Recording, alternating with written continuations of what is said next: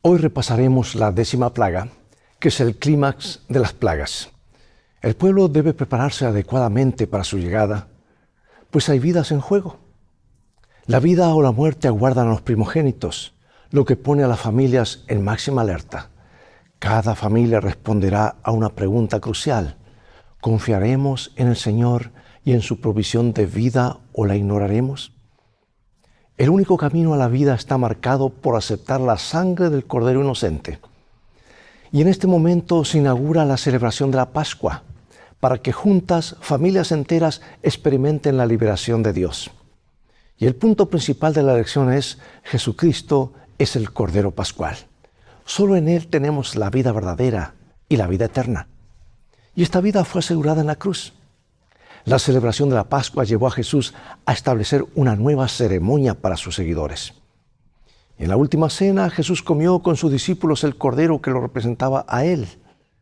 Y al hacerlo, Cristo redirigió la atención de sus seguidores hacia una nueva celebración que les recordaría repetidamente el evento más importante de la historia de la tierra y del universo entero: su sacrificio supremo en la cruz por nosotros. Celebramos esta comunión durante la Cena del Señor, cuando recordamos su vida y muerte por nosotros. Y esta renovación de la Pascua, del Cordero sacrificial al Cordero vivo, Jesucristo, es una lección insondable que debe recordarse con intensidad durante la Santa Cena, así como la aceptación personal diaria de la muerte vicaria de Cristo por la humanidad. Toma tu Biblia y ábrela en Éxodo 12 y en un momento más regresaré.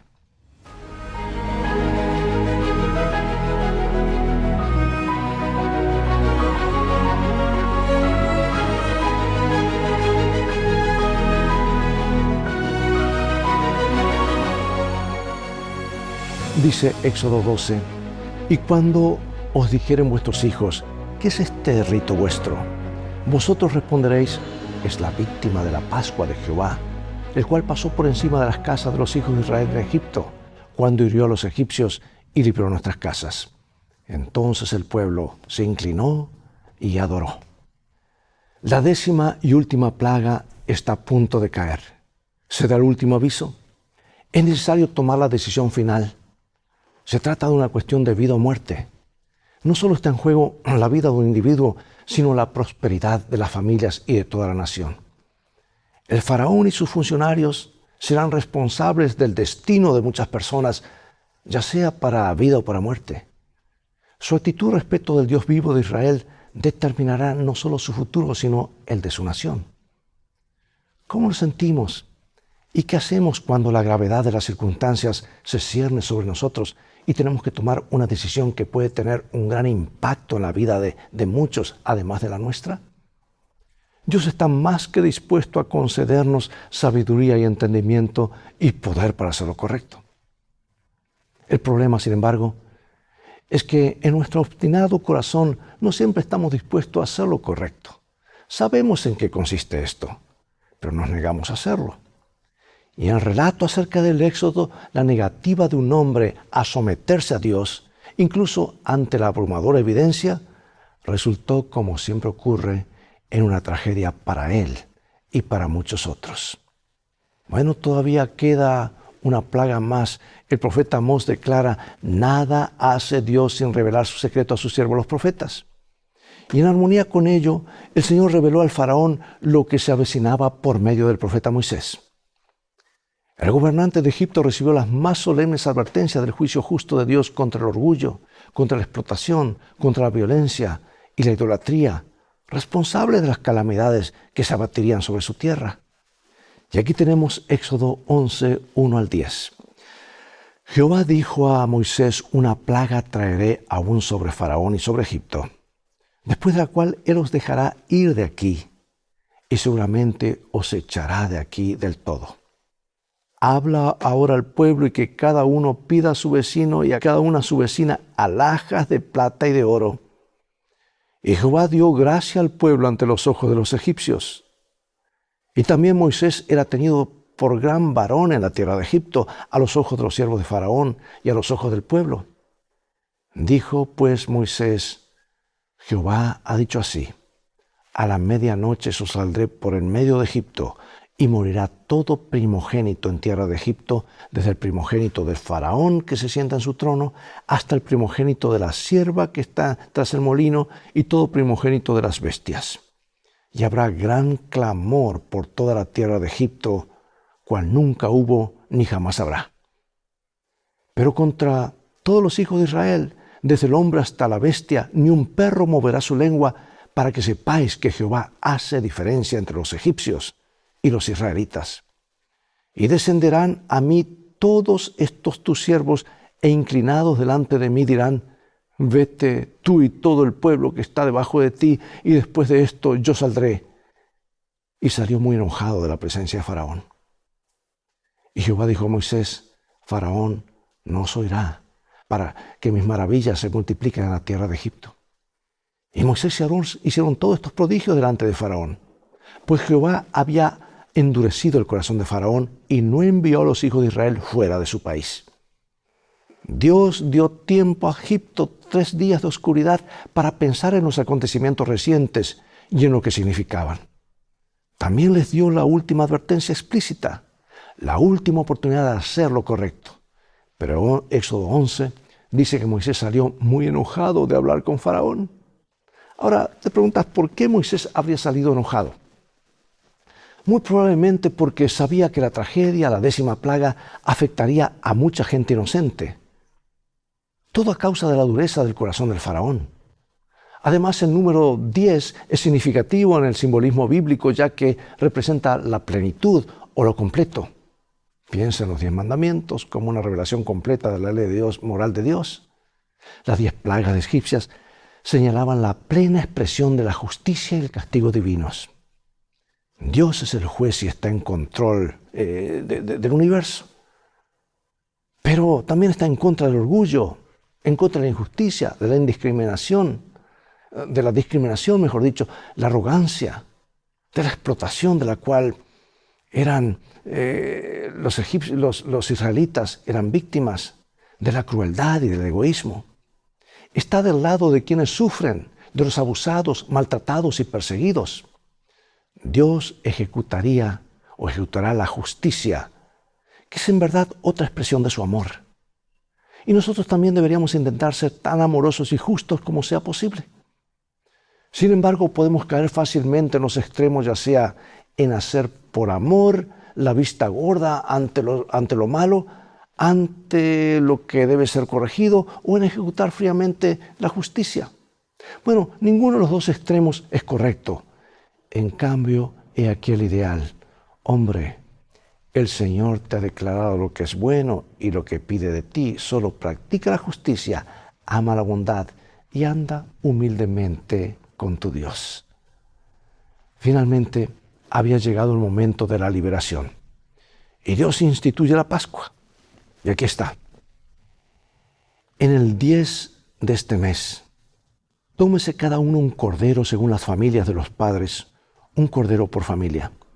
Mas si la familia fuere tan pequeña que no baste para comer el cordero, entonces él y su vecino inmediato a su casa tomarán uno según el número de las personas. Conforme al comer de cada hombre, haréis la cuenta sobre el cordero. El animal será sin defecto. Macho de 1 año lo tomaréis de las ovejas o de las cabras y lo guardaréis hasta el día 14 de este mes, y lo inmolará toda la congregación del pueblo de Israel entre las 2 tardes. Y tomarán la sangre y la pondrán en los 2 postes y en el dintel de las casas en que lo han de comer. Y aquella noche comerán la carne asada al fuego y panes sin levaduras, con hierbas amargas lo comerán. Y lo comeréis así, ceñidos vuestros lomos, vuestros calzados en vuestros pies y vuestro bordón en vuestra mano, y lo comeréis apresuradamente. Es la Pascua de Jehová. Pues yo pasaré aquella noche por la tierra de Egipto y heriré a todo primogénito en la tierra de Egipto, así de los hombres como de las bestias, y ejecutaré mis juicios en todos los dioses de Egipto. Yo Jehová. Y la sangre os será por señal en las casas donde vosotros estéis, y veré la sangre y pasaré de vosotros, y no habrá en vosotros plaga de mortandad cuando hiera la tierra de Egipto. Uno esperaría que Dios instruyera a Moisés y a Aarón acerca de cómo organizar la salida de Egipto. Es decir, cómo hacer provisión para ello, especialmente en favor de los ancianos, de las madres con niños pequeños, de los animales, etc. En cambio, Dios es sorprendente. Les dice cómo celebrar la Pascua. En otras palabras, la atención se centra en adorar al Señor, quien iba a redimirlos. Todo lo demás vendría a su debido tiempo. Y cada familia debía asar un cordero sin desperdiciar nada. Cada uno debía comer su porción. Y si la familia no podía consumir todo el animal, debía compartir la cena con otra familia.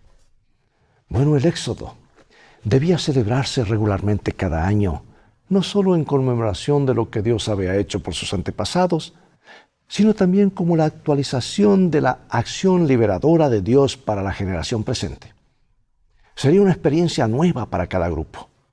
Y los versículos 2 y 13 explican el significado de la Pascua. El juicio divino de destrucción pasará por encima de los israelitas. Por eso debían conmemorar la Pascua. La palabra hebrea traducida como Pascua es Pesaj, que es una combinación de otras dos que significan pasar y sobre o encima, ya que la destrucción pasó por alto los hogares israelitas cuyos dinteles habían sido marcados con la sangre del Cordero, el signo de la vida y la salvación. ¡Qué lección!, ¿verdad? La celebración de la Pascua debía recordar a cada israelita los poderosos y bondadosos actos de Dios en favor de su pueblo. Y esta celebración les ayudaba a salvaguardar su identidad nacional y a dar testimonio de sus convicciones religiosas. Ahora, ¿por qué es tan importante que recuerdes siempre la bondad de Dios para contigo en el pasado y confíes en que también será bondadoso contigo en el futuro? Amados, la sangre del Cordero sacrificado era un elemento clave en esta celebración. Quienes participaban de esta mojaban con ella los marcos de las puertas de sus casas y de este modo demostraban su fe en que Dios los libraría de lo que tendrían que afrontar quienes no estuvieran protegidos por la sangre. ¡Qué poderosa representación de lo que significa el Evangelio! El Cordero Pascual tenía que ser sin defecto, pues señalaba a Jesucristo, el Cordero de Dios que quita el pecado del mundo. La sangre del animal cumplía la función crucial. Simbolizaba protección y era una señal de vida en un momento de muerte. Éxodo 12:13. Y la sangre será la señal de las casas donde ustedes estén. Al ver la sangre, pasaré de largo y no habrá entre ustedes mortandad cuando yo hiera la tierra de Egipto. Bueno, todo el Evangelio estaba asociado con la celebración de la Pascua, porque esta no solo apuntaba a la liberación de la esclavitud y la partida hacia la tierra prometida, sino al sacrificio de Jesucristo por nuestros pecados y a sus méritos aplicados a todos los que están cubiertos por su sangre. Siglos más tarde escribió lo siguiente a recordar esta celebración el apóstol Pablo. Dice en 1 Corintios 5:17, límpiense de toda vieja levadura, para que sean nueva masa sin levadura como son, porque nuestra Pascua, que es Cristo, ya fue sacrificada por vosotros, o por nosotros. O sea que la levadura o fermento era utilizada para preparar masas de diversos tipos. También era necesario eliminar la levadura de sus casas. Y en este contexto concreto, la levadura era un símbolo de pecado. Por lo tanto, no debería ser utilizada en el contexto de la fiesta de la Pascua durante una semana. El pan sin levadura es un símbolo del Mesías sin pecado, quien venció todas las tentaciones y dio su vida por nosotros. Y el manojo de hisopo, en el que se empapaba la sangre, simbolizaba la gracia purificadora de Dios. En resumen, la obra redentora de Jesús era revelada a lo largo de la Pascua. Bueno, amados, a todos nos toca pasar esta antorcha a otras generaciones, ¿verdad? Y el salmista declara cómo pueden nuestros hijos conocer a Dios y su amoroso cuidado. Leo Salmo 145, nos dice lo siguiente. Una generación exaltará tus obras ante la otra y anunciará tus portentos. Una familia debe hablar a otra familia acerca de Dios, de sus maravillas, sus maravillosas obras, de sus enseñanzas. Todo ello con el fin de transmitir el conocimiento bíblico a otra generación. Los padres eran los primeros maestros en Israel y debían contar la historia del Éxodo a sus hijos. No debía hacerlo como si se tratara de un mero acontecimiento histórico pasado, sino que debían presentárselo como su propia experiencia, aunque hubiera ocurrido hacía mucho tiempo. ¿No es una lección para nosotros hoy, padres, hablar de los hijos del plan de salvación? ¿Estás tomando tiempo para contarles la historia?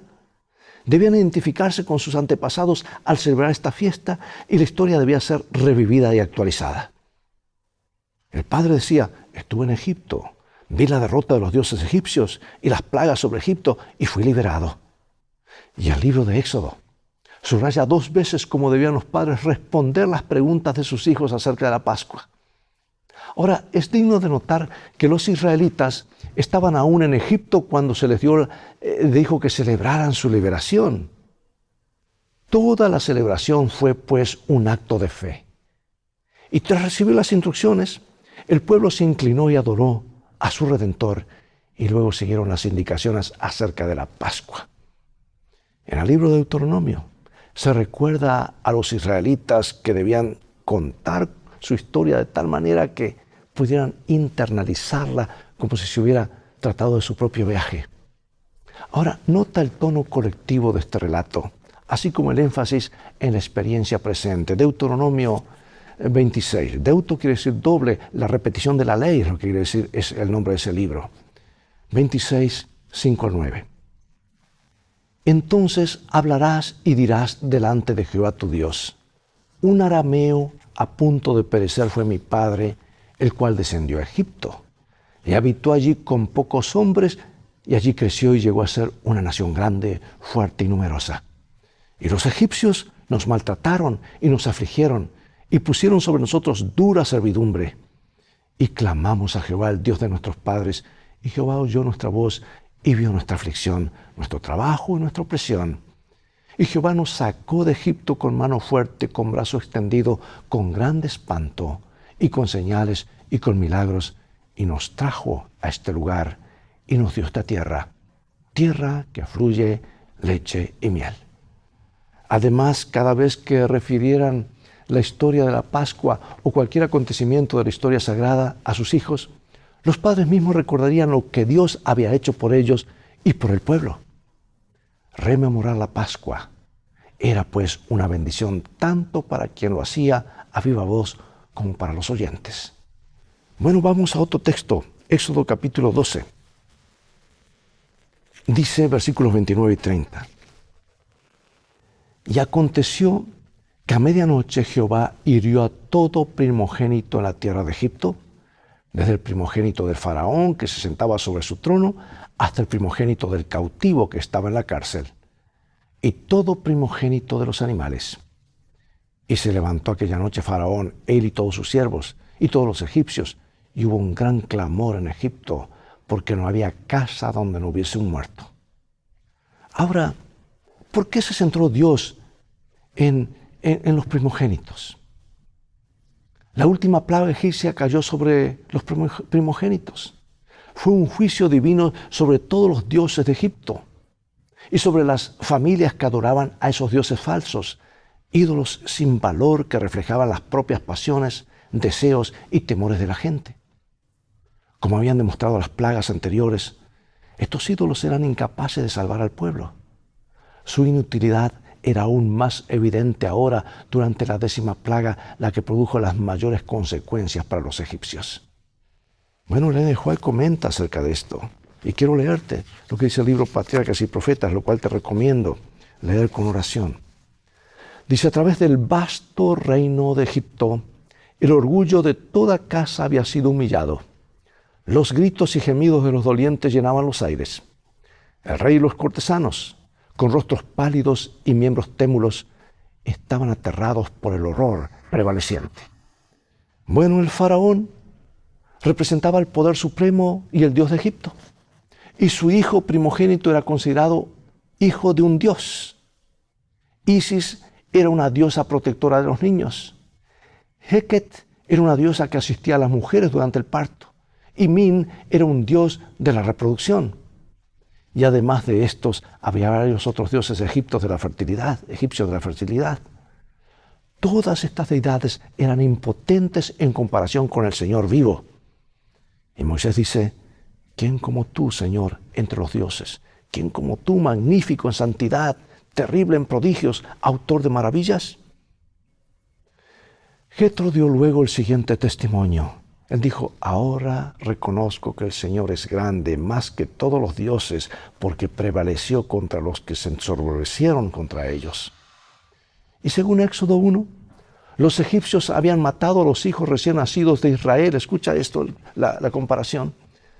Los egipcios habían matado a los hijos recién nacidos de Israel por orden del faraón para debilitar a los israelitas, someterlos y humillarlos. Y ahora el castigo de Dios golpea a los primogénitos de Egipto. Lo que se siembra se cosecha. Y nuestras decisiones y acciones equivocadas tienen consecuencias que no solo nosotros padecemos, sino que afectan también a otros, a veces a muchos inocentes. Tal es la naturaleza del pecado. ¿Cómo has sufrido a causa de los pecados ajenos? ¿De qué maneras otros han sufrido a causa de tus faltas? ¿Cuál es nuestra única esperanza? Bueno, resulta que ahora la terquedad del faraón, junto con la obstinación de muchos egipcios, nos enseña que ni siquiera los grandes milagros ni las maravillas tienen el poder de hacer creer a la gente ni de cambiar sus vidas. Jesús mismo dijo, si no escuchan a Moisés y a los profetas, tampoco se convencerán, aunque alguien se levante entre los muertos. Porque Dios nos ama, nos instruye sobre las devastadoras consecuencias de la desobediencia si persistimos en el pecado. Persistir en el mal es mortal. Por esa razón Dios en su gracia nos llama a arrepentirnos y aceptar su provisión para la salvación. ¿Cómo podemos estar seguros de que estamos completamente entregados a Jesús y somos salvos? ¿Cómo podemos tomar en serio las amorosas advertencias de Dios de no seguir un camino que conduce a la destrucción? Las trampas de las distracciones son muchas. ¿Cómo evitarlas? Moisés, en su sermón a los israelitas, enfatiza que debemos enseñar y educar constantemente a nuestros hijos y nietos sobre el amor, la bondad y la verdad de Dios.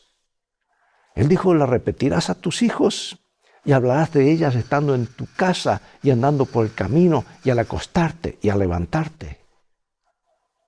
¿Cómo podemos enseñar a nuestros hijos de una manera atractiva, significativa, sin ser molestos ni forzados para que nuestras familias estén llenas del conocimiento de Dios?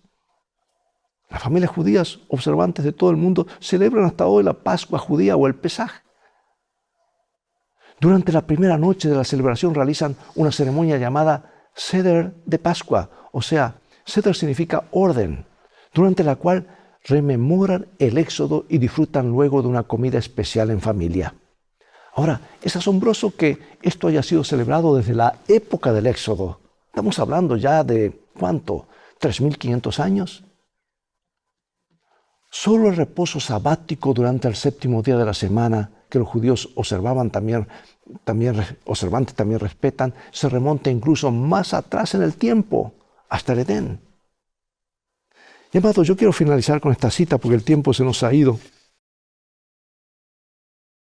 Patriarcas y Profetas, página 281. La Pascua debía ser tanto conmemorativa como típica.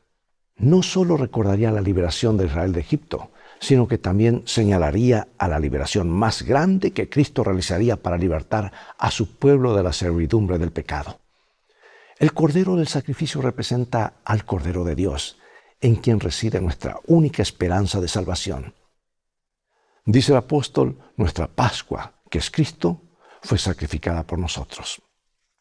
No bastaba que el Cordero Pascual fuese muerto, había que rociar con su sangre los postes de las puertas. Así habrían de aplicarse los méritos de Cristo sobre el alma. Debemos creer no solo que Él murió por el mundo, sino que murió por cada uno individualmente. Debemos apropiarnos para nosotros de la virtud del sacrificio expiatorio. Dios permita que esto sea una realidad en nuestras vidas. Y al participar de la Santa Cena, no dejes de hacerlo. Negarse es como negar El sacrificio de Jesús, darle la espalda a lo que Él hizo para salvarnos. La Santa Cena no es para personas perfectas, es para pecadores arrepentidos que reconocemos en Jesús nuestra única escapatoria, nuestra única salvación, nuestro único remedio. Dios nos ayuda a ser fieles. Acompáñame en oración. Padre Celestial, hemos repasado esta historia increíble, la Pascua, la liberación de Egipto, y hoy es el Cordero que nos libra de la esclavitud del pecado. Queremos que su sangre, por la fe, esté en nuestros hogares, en nuestros corazones, que nos libre de la esclavitud, nos salve de la muerte eterna y nos conduzca hacia la tierra prometida. Ese es nuestro destino y no queremos dejar de estar allí. Queremos que nos guíes a ese lugar seguro. Sabemos que lo harás porque lo pedimos en el nombre de Jesús. Amén. Bien amigos, es todo el tiempo que tenemos por hoy. Llegó el momento de despedirnos y será hasta el próximo programa de la serie Lecciones de Vida. Invita a otros a sintonizar este canal y transfórmate tú mismo en un canal de bendiciones. Recuerda, tú vales mucho para Jesús. Él te ama mucho más de lo que puedes imaginar. Y si no, mira el precio que fue pagado por ti y por mí en la cruz del Calvario, y pronto vendrá a buscar a aquellos que se anotaron para estar con Él para siempre. Y en este viaje en que vamos, necesitamos un buen mapa, un buen GPS, y esa es la palabra de Dios. Y Jesús es nuestro guía. Maranatá, Dios te bendiga.